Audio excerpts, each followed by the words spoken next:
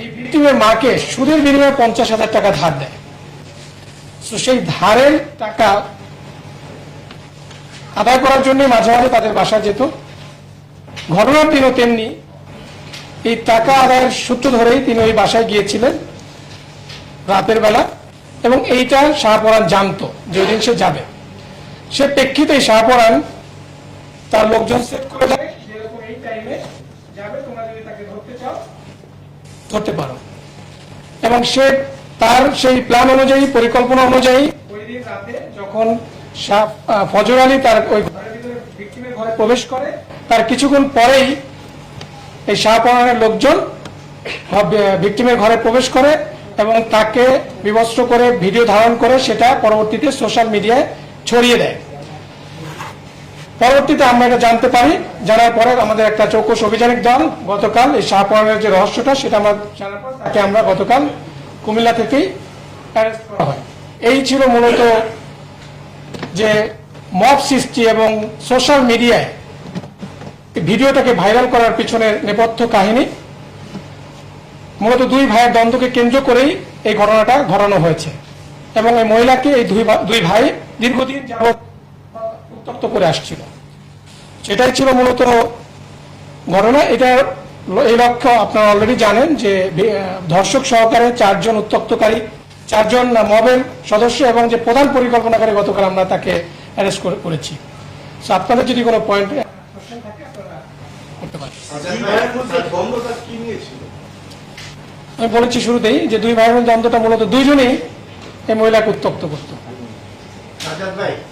এই যে দুই ভাই এই মহিলাকে উত্তক্ত করত, দুই ভাই কি ওই নারীর সাথে শারীরিক কোনো সম্পর্কে গিয়েছিল কিনা, যে এক ভাই বঞ্চিত হচ্ছে যে কারণে, এবং গ্রামের সালিশটা হয়েছিল কি?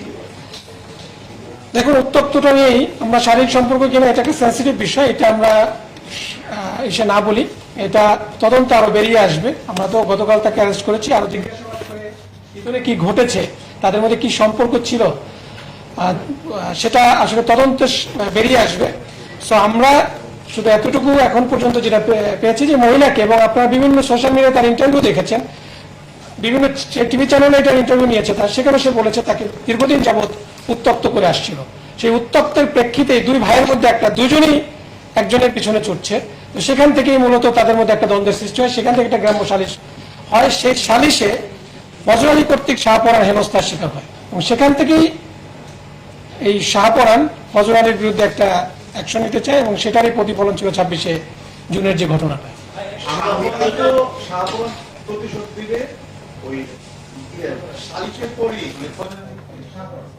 সালিশের পরেই সেটা ডিসিশন নিয়েছে, তার প্ল্যানিংটা কি ছিল, কিভাবে করবে, এবং এই যে মব সৃষ্টি, ভিডিও করা, ভাইরাল করা, সবকিছু প্ল্যানিংটা কিভাবে হয়েছে? দেখুন, ওই যে 50,000 টাকা ধার দিয়েছে ভিকটিমের মাকে, সেই ধারের টাকা নেওয়ার জন্য মাঝে মাঝেই, এটা হচ্ছে সুদের বিনিময়ে দেয়া, মাঝে মাঝে সুদের বিনিময়ে সাপ্তাহিক বা মাসিক হিসাবে কিছু টাকা দিবে, সেই টাকা আদায় করার জন্যই মাঝে মাঝে এটা শাহপরাণ জানতো। সেই পরিকল্পনা অনুযায়ী 26শে জুন যখন সে জানতে পেরেছে যে ফজর আলী আজকে যেতে পারে সেই বাসায়, সে অনুযায়ী সে মতটা গ্রুপকে, গ্রুপ অফ পিপলকে শেয়ার করছে এবং এটা নিয়ে এসে একটা মেসেজ, সেই মেসেজটা আমাদের কাছে আছে ইমোর মাধ্যমে, যে একজনকে এখানে আরেকজন, আমরা স্বার্থে বলছি না, সে এখন অ্যারেস্টেড হয় না, আমরা তার বিরুদ্ধে কাজ করছি, নামটা বলছি না, তাকে একটা মেসেজ দিয়েছে, সেই মেসেজের স্ক্রিনশটও আমাদের কাছে আছে। মূলত শাহপরাণ জানতো যে তার ভাই যাবে, বিভিন্ন কারণেই যায়, এট দ্য সেম টাইম তার সাথে ওই মহিলার সাথে উত্তক্ত করে আসছিল।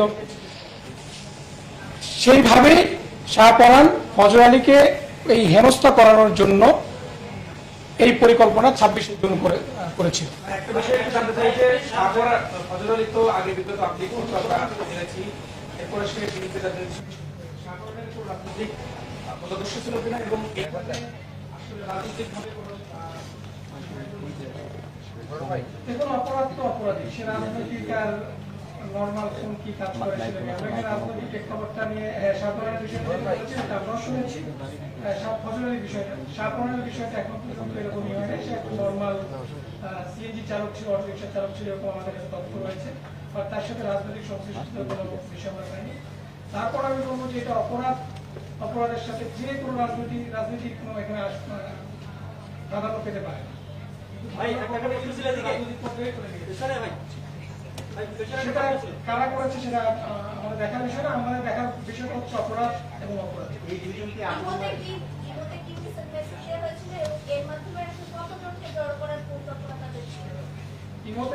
ইমোতে যে মেসেজটা দিয়েছিল সেটা হচ্ছে যে ওই দিন যাবে, এটা শাহপরান একজনকে জানিয়েছে যে আজকে যাবে, তোমরা কি তাকে এরকম করতে চাও কি? এটা কি আপন ভাই ছিল? আপন ভাই। আচ্ছা, আমরা ভিডিওতে দেখেছি, একটা ভিডিও যেটা ভাইরাল হয়েছিল সেটা দেখেছি, আপনি ধর্ষণের কথা বলছিলেন। শুধু কি ভিডিও নাকি ধর্ষণের বিষয়টা নিশ্চিত? এটা তদন্তে বেরিয়ে আসবে। অ্যাকচুয়ালি এটা তো আমি তো এক্সপার্ট না। আপনি যে ভিডিওটা দেখেছেন সেই ভিডিওটা আমিও দেখেছি।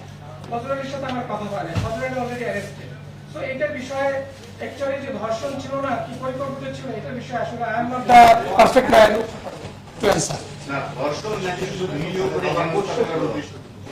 এখানে ফজল আলী তার ঘরে প্রবেশ করেছে, এটাও সত্য, যেটা আমরা শুনেছি বিভিন্ন ইলেকট্রনিক প্রিন্ট মিডিয়ার মাধ্যমে। কারণ ফজল আলী আগে গিয়েছে বলেই মব পরবর্তীতে ঢুকে পেরেছে। ফজল আলী আগে গিয়েছে, এখন তার উদ্দেশ্য কি ছিল সেটা ফজল আলী এবং এই ভিক্টিমই জানে। এবং মব গিয়েছে, পরবর্তীতে মব ধরেছে। আমরা পরবর্তীতে যে দেখেছি প্রতিবাদ এটাকে যেভাবে করে একজন নারীকে পুরো একটা ভিডিও সোশ্যাল মিডিয়া বা সমাজের ছেড়ে দেওয়া, এটা তো কোনোভাবেই কাম্য হতে পারে না, গ্রহণযোগ্য হতে পারে না। ধর্ষণের বিষয়টি তদন্ত সাপেক্ষ অবশ্যই। শাহপরান যে মব সৃষ্টি করলো, তাদেরকে নিয়ে গেল, তাদের এখানে ইন্টারেস্টটা কি ছিল, কিংবা তাদের কি বলেছিল এই শাহপরান? ইয়াং জেনারেশনকে তো আপনার শাহপরানের একটা উদ্দেশ্য ছিল যে শাহপরানের কিছু লোকজন ছিল এবং দীর্ঘদিন ছিল। শাহপরান পারিবারিক ভাবেও তার ভাই বোনদের সাথে তার সম্পর্ক ভালো ছিল না, তার বাবা মার সাথে তার সম্পর্ক ভালো না। শাহপরানের অর্থনৈতিক অবস্থা একটু দুর্বল, এটা সে নিজেই বলেছে প্রাথমিক জিজ্ঞাসাবাদে। সেই হিসেবে তার পরিবার থেকেও শাহপরান ফজল আলী থেকে একটু ডিস্টেন্ট হয়ে গিয়েছিল। সে সব মিলিয়েই এই ফজল আলীকে একটু শাস্তি করার উদ্দেশ্যে মূলত এই পরিকল্পনাটা করে।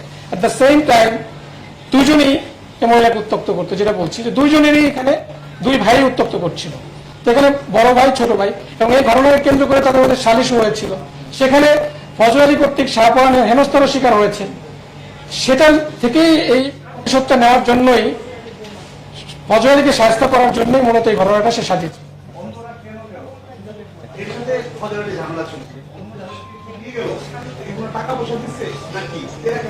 এইটা তদন্তে বেরিয়ে আসবে, তদন্ত হোক। অলরেডি 4 জন অ্যারেস্টেড। এটা নিয়ে অলরেডি আপনারা জানেন যে গতকাল আদালত উঠানো হয়েছিল। তার দিনে আমরা তদন্ত করছি না, আমরা আসামি যারা আমরা শাহপরানকে পেয়েছি, শাহপরানের কাছ থেকে যে তথ্যগুলো পেয়েছি সেটা আমরা বলছি। বাট পরবর্তী যে জিনিসগুলো কেন ডিটেইল আরো ইনভেস্টিগেশন বেরিয়ে আসবে। সোফার এটা নিয়ে 6 জন, আজকে এটা নিয়ে 6 জন মোটামুটি শেষ। মুরাদনগরের বিষয়টা যে এই ঘটনার পরে গতকালকে আমরা আরেকটা ঘটনা দেখলাম যে মাদকের অভিযোগ, মা এবং তার 2 সন্তান ছেলে মেয়ে সহ হত্যা করা হয়েছে। তো এই যে একের পর এক শিরোনামে মুরাদনগর, ওখানকার আপনারা মানে এই বিষয়টা কিভাবে দেখেন? অবশ্যই অপরাধ হলে সেটা তো ভালোভাবে দেখার প্রশ্নই আসে না।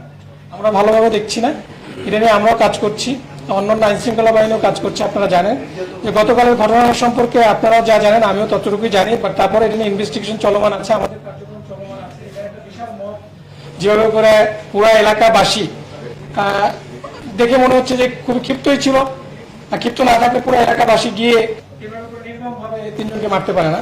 এবং তারাও যে যতটুকু জানতে পেরেছি তারা মাদক ব্যবসার সাথে রিলেটেড ছিল, সংশ্লিষ্ট ছিল। তো সে প্রেক্ষিতে ঘটনা ঘটেছে। এটা আমরা পরবর্তী দিনে আমরা কাজ করছি, আমাদের সাকসেস আসলে অবশ্যই আপনাদেরকে পরবর্তী দিনে ডিটেইল জানানো হবে। Thank you.